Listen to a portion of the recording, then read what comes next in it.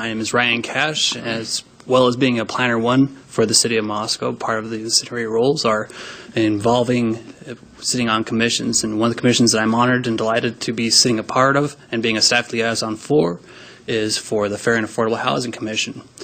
Tonight I'd like to introduce the chairperson who represents this group of silent professionals, Mr. Randy Bocool.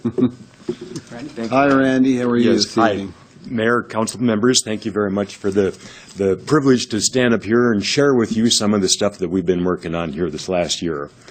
I think you just push a button. So our commission members is still a little bit on the light side. This is my fourth year with the commission. I've been the chair for 3 years now. Jamal has been here for several years. Jill Maxwell, our secretary, has been on this commission for, I think, 10 or 12 years, something like that. And then we have Bill Amador and Casey Holcomb. And John Weber is our council liaison, and you know Ryan, the staff liaison. But that does still leave us with 4 vacancies. So we keep pounding the streets looking for new members and people who are interested in this kind of a topic and conversation. And if anybody comes across your paths, please send them our way. Randy, one thing I will say is we're going to have a commission fair first part of May. The dates are not set yet, but the whole idea is to try to drum up some more activity throughout the community, get some more folks out there to be interested, because your commission is the one that lacks the most. So we're going to do a diligent job in doing that. So that'll be coming up. We look forward to you being there, and we'll be getting the information out to all the commissions Good. Here within the next month or so. Thank you. We do appreciate all of your assistance on that. Yeah, our commission is kind of under the radar. We're not in the headlines, and we don't make a whole lot of news all the time, so it's not one of the coveted commissions, I guess. But we do have some very interesting things, and I think very worthwhile things. But I'm just going to briefly talk here. It was a year ago when we had presented to you our analysis of impediments to fair housing, and that document was accepted and incorporated as a part of the comp plan. Within that analysis, we had identified a number of impediments that respondents to the survey had mentioned: accessibility to fair housing, the condition of the units, the size of the units, proximity to public transportation, shopping, proximity to schools, safety, and of course the most commonly mentioned one was the price. So a number of different issues came out of this survey that we had worked on. But with that real brief little thing there, we were able to identify 3 objectives.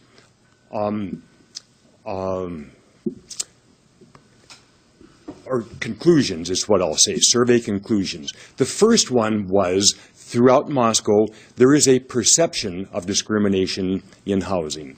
Now, the people that responded like that also acknowledged that they personally had not been discriminated against. It's just that they believe that there is discrimination. Just a mindset we need to address and possibly overcome some of these fears with some individuals. Another conclusion that we came up with is there is a clear perception of income discrimination with respondents, indicating income is the most significant factor in their choice of housing. An affordability issue. And the third basic conclusion that we arrived at is the annual income to rent expense ratio for renters reaches housing cost burdens, and that's defined by HUD as being in excess of 30% of your income. So those are the 3 overarching conclusions out of that entire survey. So what have we done about this? We identified 6 action items.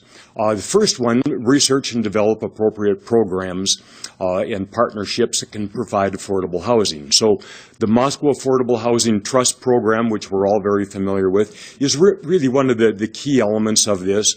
We wholly support everything that they do and are looking to help them and assist them in any of the projects that they get involved in. The next two items on here pertain to the zoning codes, and it just so happened that both of these issues were already on the table for planning and zoning, and both of those elements have already been satisfied. The fourth one, tax policy awareness. We had Rod Hall and Bill Belknap come and visit with us, spend some time with our commission, and enlightened us, the citizens, about some of these things that we weren't formally aware of. But we're still looking for, and I can't help but believe that there's another tool out there someplace that other cities and communities have found and have been able to capitalize on and provide some assistance within other towns, and we'll keep searching for it. The last two items on here are really about education. Learn and identify where training programs can be presented, but then also training programs for the general public, tenants, landlords, property managers, and lenders.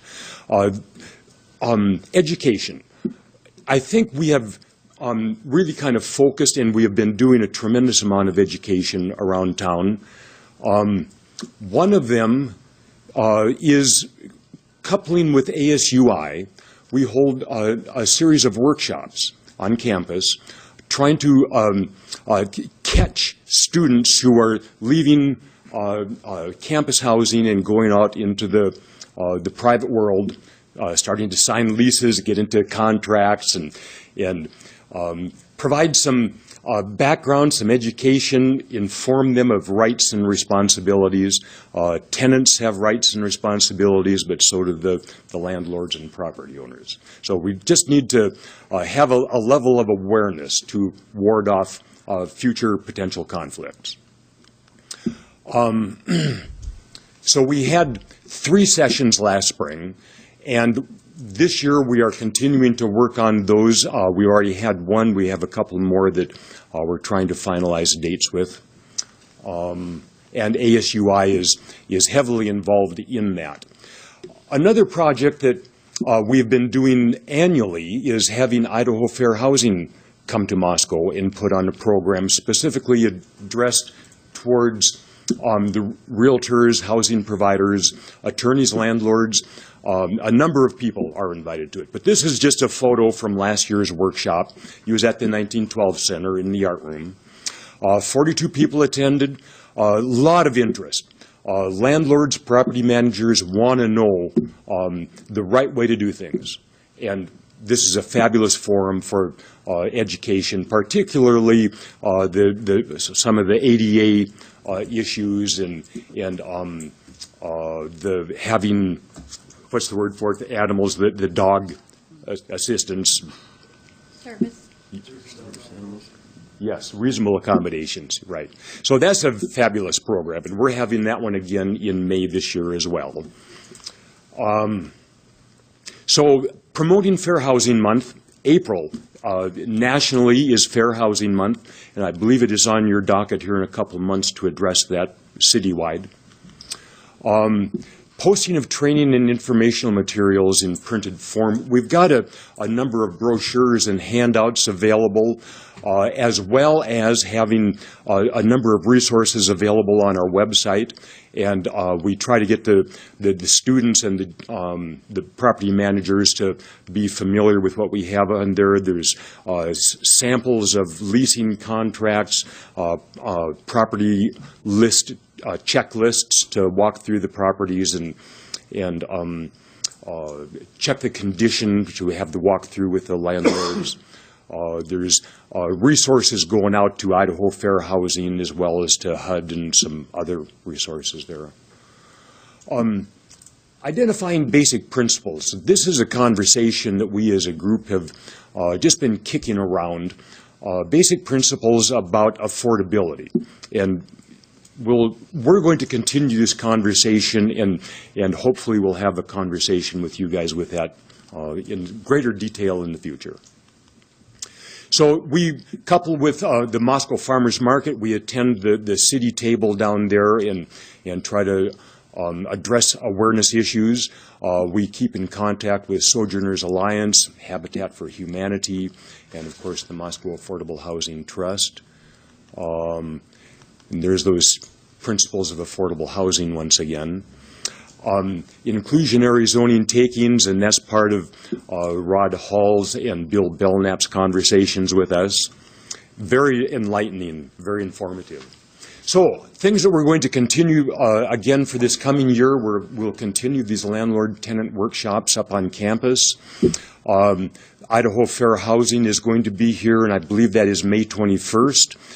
That'll be an all-day event, and of course we want to extend a specific invitation to the council members to drop in, have a cup of coffee and a visit, or stay for the whole day if you like. Promoting the April National Fair Housing Month. And I had mentioned our website. This is a project. We are addressing the things that go on there on a regular basis. Another idea that we have been kicking around, and we're we have a learning curve as to how to go about doing it, but we want to create a webinar, something that we can have posted on our website within the city, but also ASUI can have it posted on a couple of their locations. But specifically, an educational thing, talking about rights and responsibilities, because students have busy lives and they don't always have the time to sit at our little deal, so we can have a webinar and they can view it at their leisure. So that's kind of my little show here this evening. Do you have any questions for me? Well, John, you're the liaison for fair and affordable housing. Yes, and I'm still just getting my feet on the ground on this end of it. I'm on the CHOTO for actually building the projects, and we have had one that we rehabbed and sold that house. The other one we started and built a new home, and that is, I think, coming close to being sold. And now we're in the process of getting going on 4, I guess you'd call them connected homes on the south end of Moscow, hopefully to eventually be 12. And with the help of the Affordable Housing Commission, the Fair and Affordable Housing Commission, and getting the information out to not only the people that might want to rent or buy, but to the realtors and to their people that do the actual renting and the controlling. I think we can make a pretty good team to promote the whole deal. Absolutely. Catherine? I just had a question about, you have, I know there was some information that came out that said Moscow has about 60% of the housing is rental. That was... Yes. I remember the document you were referring to. I don't recall exactly the number, but that's probably pretty close. But I was just curious, what was the correlation between what the university students pay for housing on campus, and maybe there's a correlation between that and what the rental prices are? Have you looked into that? I have not really made any comparisons between student housing costs versus the rental costs out here in the private community. No, I haven't. Okay, I just wondered. And then my other question I had to do, on the very first slide when you were talking about discrimination, it had to do with perceptions. Did you have any more exact language about what type of discrimination? No, and that is a very interesting thing. First and foremost, this survey provided valuable information.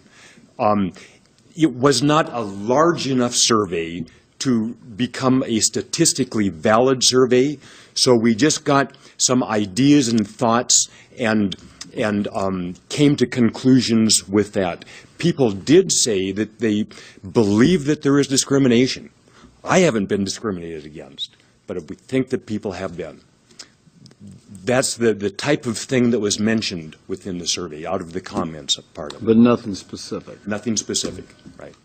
So, if we had gotten more responses, we might have been able to nail that down onto some specific items, but there is just this belief that discrimination takes place. So how many responses did you get? 155, I believe it was, out of 3,000 some mailed out surveys, so it wasn't a big No, number. that's not a big enough of a sample to get back to. Not to be valid, but it does give you some pretty good insight as to, the overall thought. And the survey had been sent out, 4 different sectors of town, and then within each sector, it was kind of evenly split between household income levels and property owners and renters within all 4 sectors.